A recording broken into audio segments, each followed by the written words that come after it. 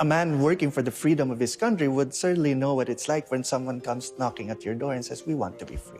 I have been compelled to contrast our peace. While thousands marched in the United States to protest the horrors of Kristallnacht, in the Philippines, Manuel Quezon had already gone beyond protest to action, proclaiming that barring refugees was simply not right. Other countries perhaps did not think it that important. I don't presume to say.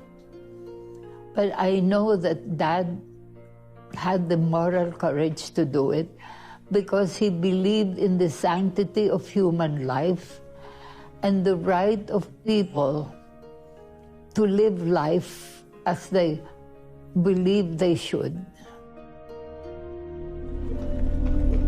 In 1937, a year before Kristallnacht, Japan's brutal conquest of China had reached the city of Shanghai, where refugees had already found shelter.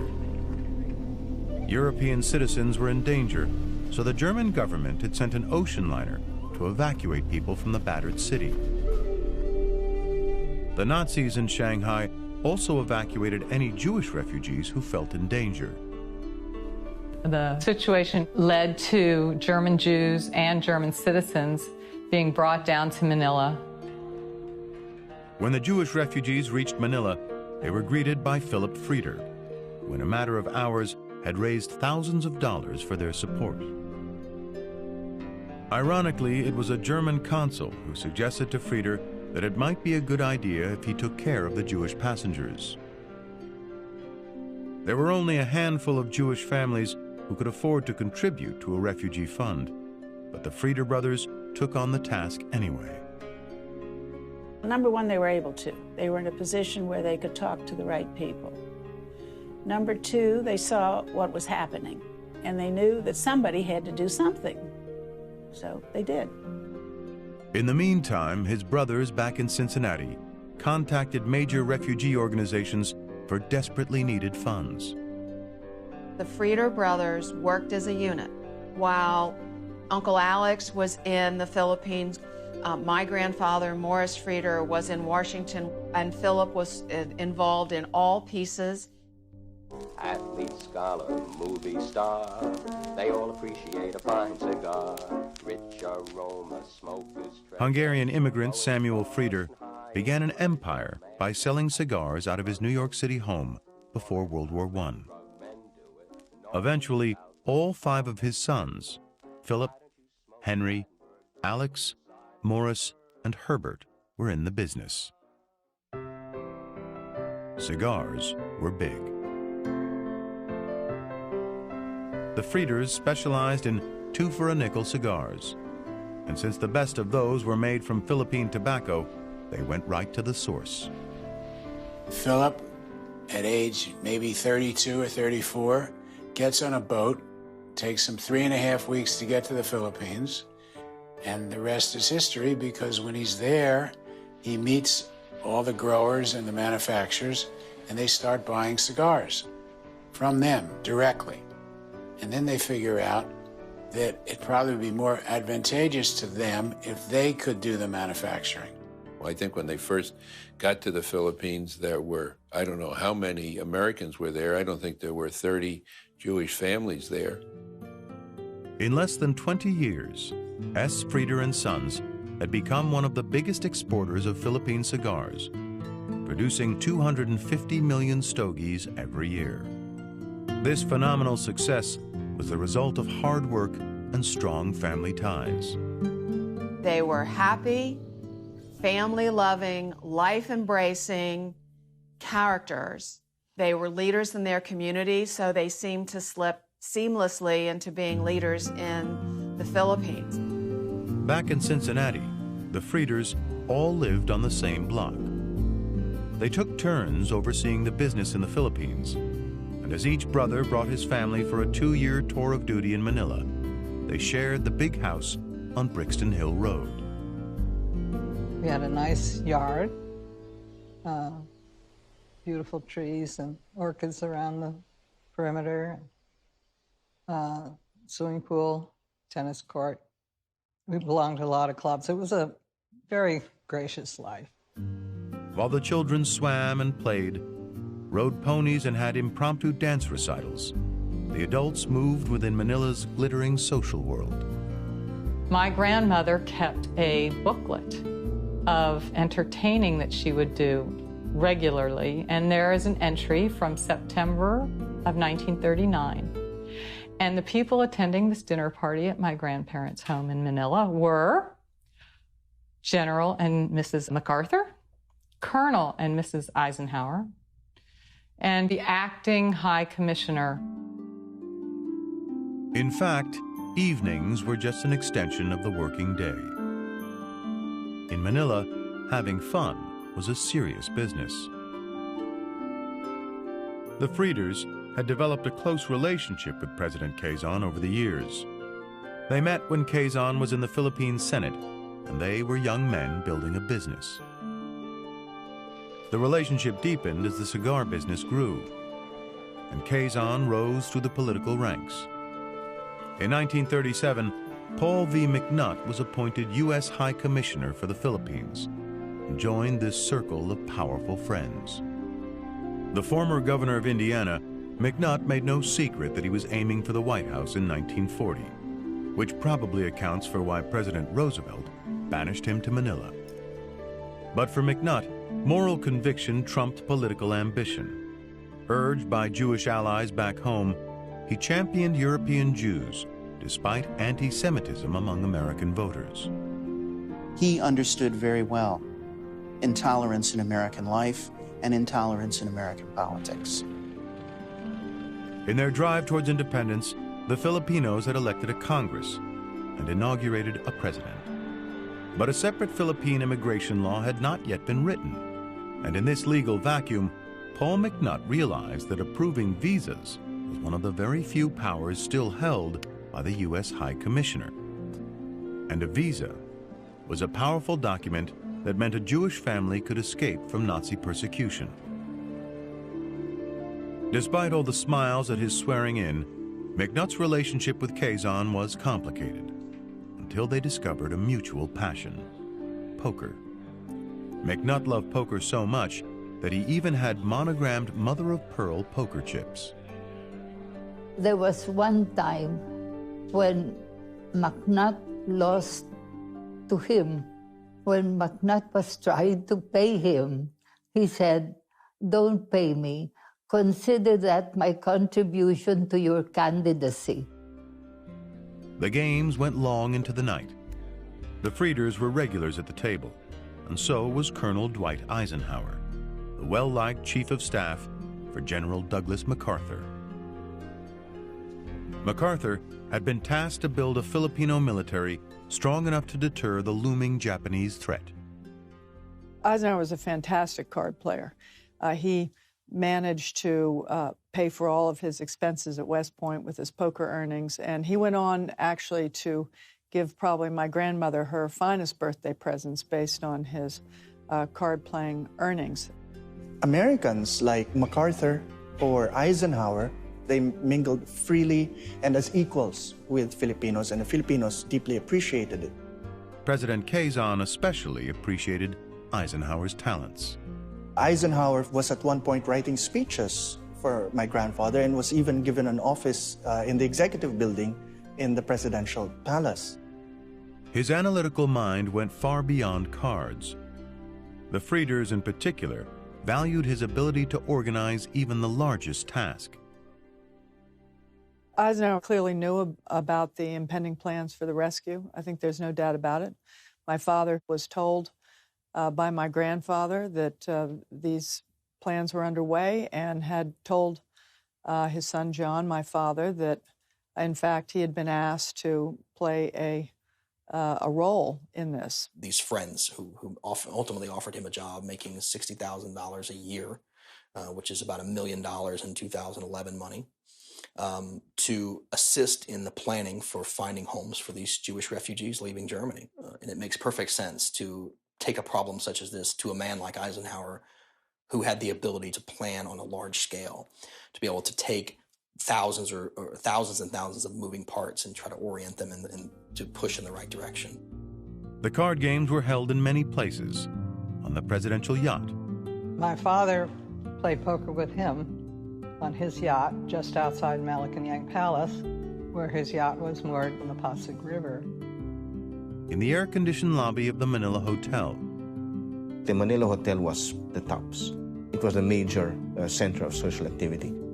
At the home of Greek-American private investigator Angel Zervoulakos. This kind of poker where the Frieder brothers come to, they come out looking like they've smoked a lot of cigars. They sure smell like it, though. I do believe that my dad had a part in this, that helping the Frieder brothers, and he knew what they were doing. These high-stake games also took place in the cooling breeze of the Frieders' back porch. We could hear what was going on the porch all the time. We could hear when someone brought food out to them or drinks out to them, but they were playing poker out there.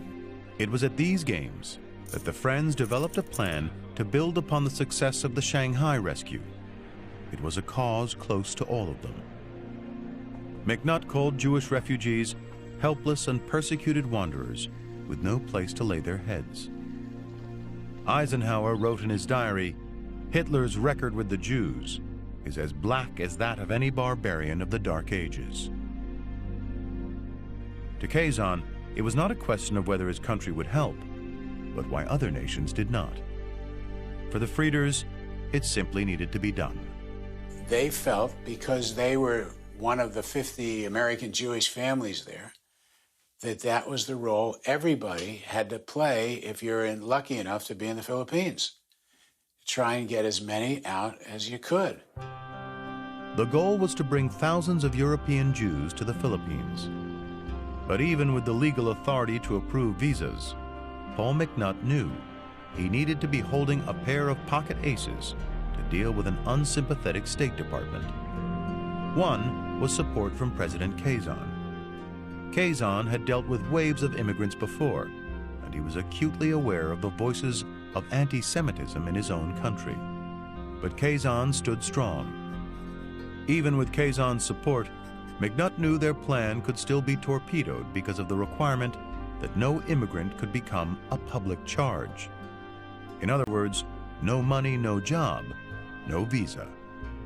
President Kazan had stipulated that he didn't want anybody that would be a burden on the economy.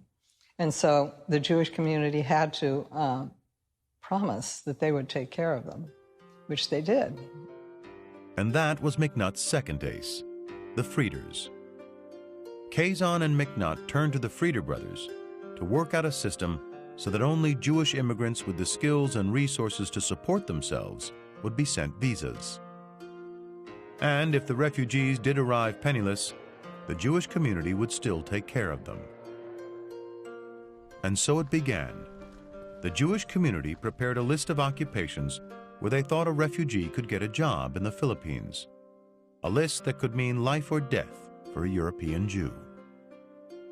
They had to pick and choose people to let in, and there were so many more that wanted to come than they could fill jobs for, that they could support with the money that they had. And so that's a heartbreaking job. I mean, to be doing the right thing and then to have to say no to people because you don't have enough money or you don't have this. That was tough. When I came home from school at noontime, we were supposed to pick up my father and come home for lunch. But he was never ready because he was working on the lists. He enlisted the Jewish community in helping them get jobs. And he hired a lot of people in the factory himself. It was all-consuming. That's when the ad came out in the main Jewish paper in Berlin, and it said that there's a place in the Philippines for people who have special skills. In a world where options were fast disappearing, there were finally answers to the desperate pleas that arrived every day.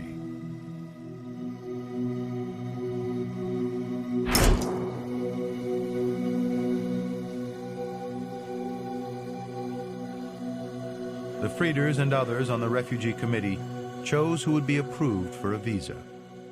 These lists were then sent to Kazan for review, and McNutt passed them to the State Department and U.S. embassies in Europe.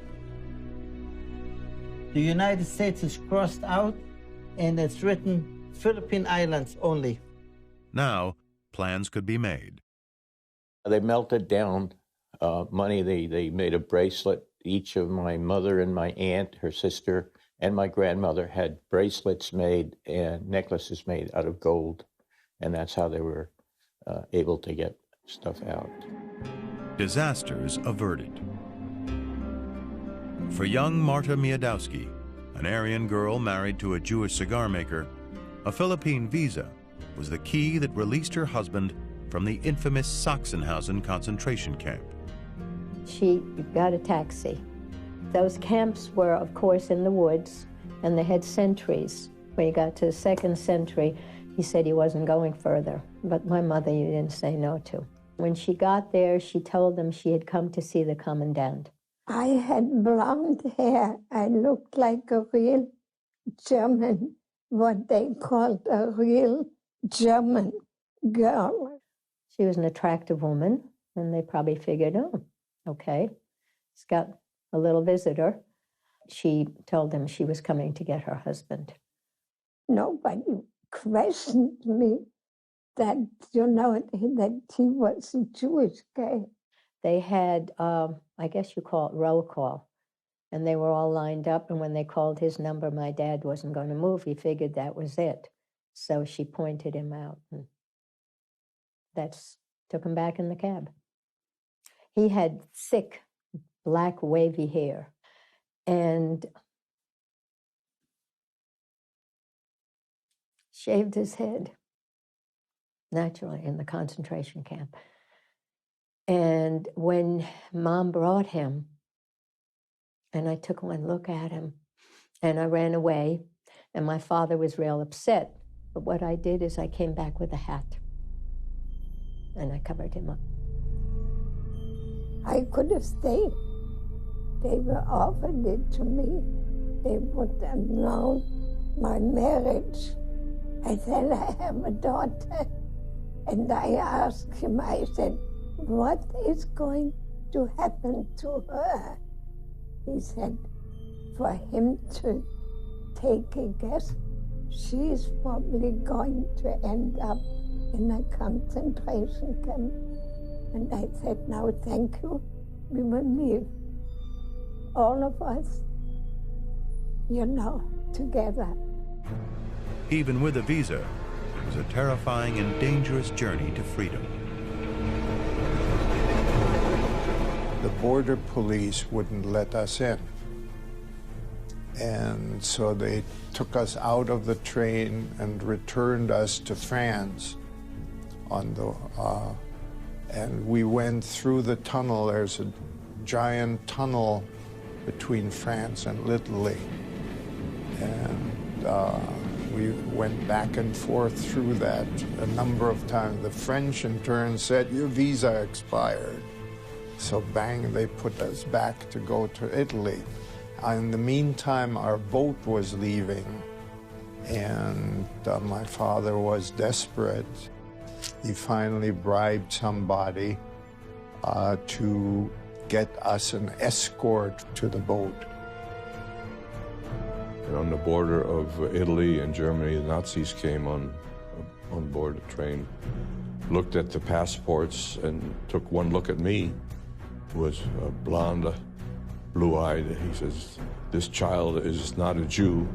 He is a typical Aryan. We're taking him off the train. And my parents were fortunately enough to convince them that I was their child. But many other families were torn apart.